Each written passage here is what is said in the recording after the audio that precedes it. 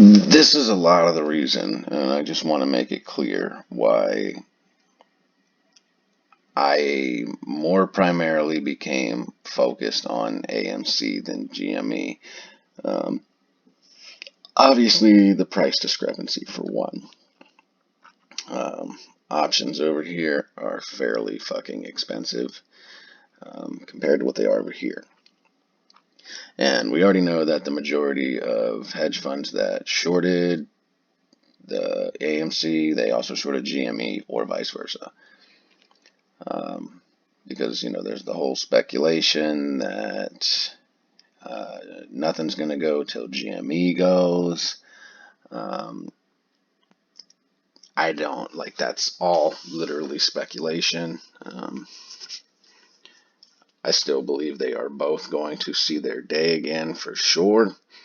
But when you're looking at this from a day vantage point, uh, AMC tends to move with higher percentage gains. There's more people in this. There's more shares. It's cheaper. There's more option volatility. Now, I mean, if you're in it just stock and all you're doing is holding stock and that's your game plan. Yeah, I mean, there's a lot more that can be made here for sure. Um, but I can afford more contracts over here, and it's up about 10%, where this is up about not even quite 5. Um, and that price discrepancy it'll show in the options chain. Um, so again, it's like as far as holdings go, if you're just one of the buy and hold, and I've got stock, and that's what the deal is, yeah, you have a significantly better chance of seeing gains like this, to where that's good. One share, you just basically made $10, where if you had one share over here, you only made like $3. Um, but that's mainly my main drive for AMC is how lucrative the options are, can be, will be again, I believe, are already becoming again, um, versus their price points, the discrepancies here. Like I gotta buy way out of the money contracts for GME. Where I mean, if it gets, and I did that like back before the June run up in AMC, I would buy a couple contracts of GME back when it was actually around this price. When it was cheaper. It was like when it was around 120 or something like that, between 100 120. Um, but I still had to buy like a $300 strike price, and you had to really day trade the shit out of it and hope you caught good momentum heading up, and then get out of it quick because you lose it all quick. Get a little more headway here. I don't have to buy option contracts so far out of the money because they're cheaper. Um, and I mean, that's the bottom line. And while these do move similarly still, they aren't moving exactly like they used to. But this is what they were doing in May also. They had a lot of similar price movement. It wasn't matching like it fucking was at the end of June and July and shit like that, where it was damn near identical. Um, but where this sits, this is a much better day. AMC had a much better day so far. AMC's option contracts had a much better day than this here. This big hit they took here kind of fucked them up a bit, and then they sat stagnant for a minute. That's a nice move, a nice gap up though, but then it stalls, falls flat, and goes down again. And unless you got the money, like that's my whole thing. Like, I don't have the fucking money to be day trading GME. I just don't. I don't fucking have it, as far as contracts and shit go.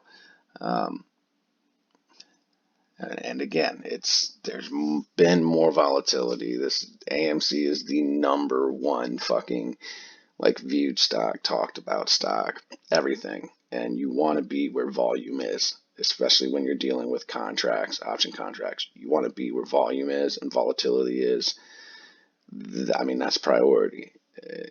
if you're sitting in a stock and no one else is in there, you're not gonna make any fucking money. You're not. So, um, I know a lot of people are talking about, they're getting tired of waiting, tired of AMC. AMC's looking bad and whatever by the moment, and GME's looking better, which whatever. I'm not going to argue that fact. As a company, yes, GME is looking much, much better. Um, they've got themselves out of debt and all that shit, and I like the way they went about their share offering and all that. Um, I won't be surprised if in the next couple of weeks or something, if this thing, if it is bouncing around in the 40s, if all of a sudden, Adam Aaron comes out and is like, oh, hey, the dude I gave control of my shit to sold a bunch of shit, my bad, and then we're back down in the 30s or something. I don't know, who knows? That's the difference there. That GME it's more stable for the most part. It's fairly stable. Um, from the company standpoint.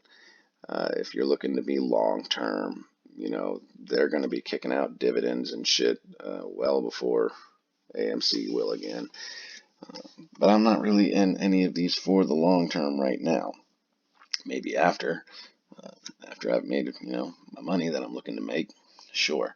But that's my biggest thing is I trade contracts, option contracts. And in order to do that successfully, you need to be in an environment where they're lucrative. And if they're inexpensive and can be very lucrative, that's much, much better.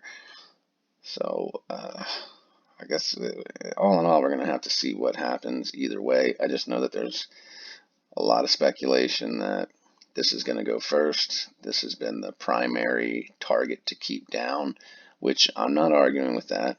These both were at like $2 at the same time in 2020, and now this one's sitting at fucking just under $200, and this one sitting under 40.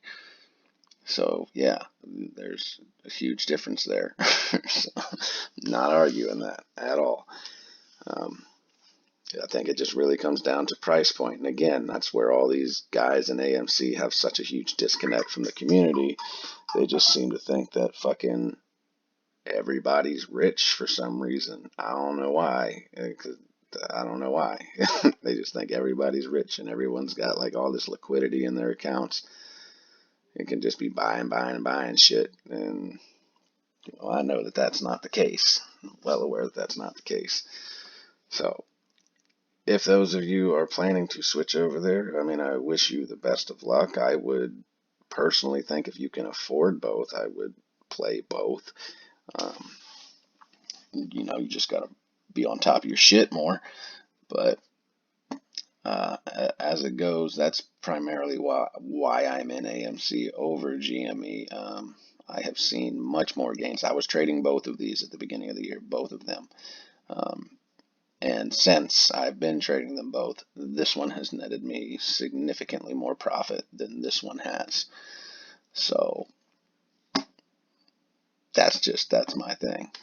Obviously, if I was in it before January, this would have netted me way more money than this has, but I wasn't, so I missed that boat. Um, and also, a lot of you who are trading contracts, option contracts, and shit now and everything, I would recommend you start familiarizing yourselves with puts too.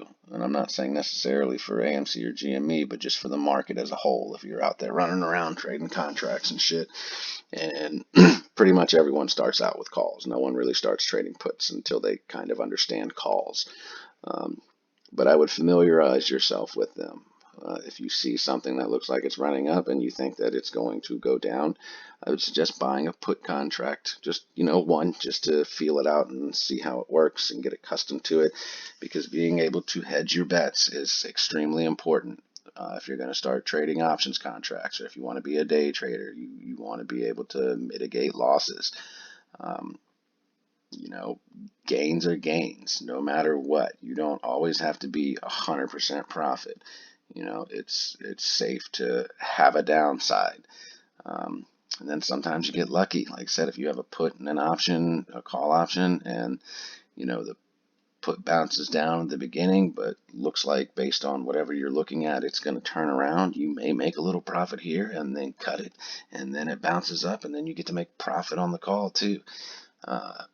But just in case, say, if you have only a call and this just starts out getting slammed, there goes your call. That's it. There goes your call. And then it's just dead down here. No good. But if you had a put to hedge for it, and maybe it went up and then went down, and then you can cut the call contract and you're making money on the put. So I just want to recommend that. If you're into the options game and you're mainly doing calls and that's all you really know, obviously make sure you're very comfortable and understand calls first. Because the more you understand how the call works, the more you're going to understand how put works and when to get in. Because there was literally a time in AMC where you could have a call or a put and they both were going to lose money. It didn't matter. It could fucking go down. It could go up. They were just going to be killed by the environment. So I would recommend doing that, in a smaller environment maybe, or something not quite as crazy as this shit is. And just familiarize yourself with it, because in the long run, you're going to want it to be in your arsenal. You're going to want it to be one of your tools you use to overall, in your trading journey, make more money and be more profitable and be more intelligent in your investing. That's what big money does too. That's why you see all these calls and puts and things like that. A lot of times it's just hedging their bet just in case it goes another way. It's just a smart way to trade. So look into them. Again, like I said, get you a cheap one, just to see how it works, how you feel. Get a gauge for when a good time to buy them is. Gauge how much of a downside before you start making profit on certain contracts. It's just familiarize yourself with them. It's just a tip. Don't have to do it. If your calls only, you only like green, want to be profit, you only follow green, then be my guest. But you can also flip. You can flip your coloring to where the downside will be green and the upside will be red. So follow green that way. Keep that in the back of your noggin.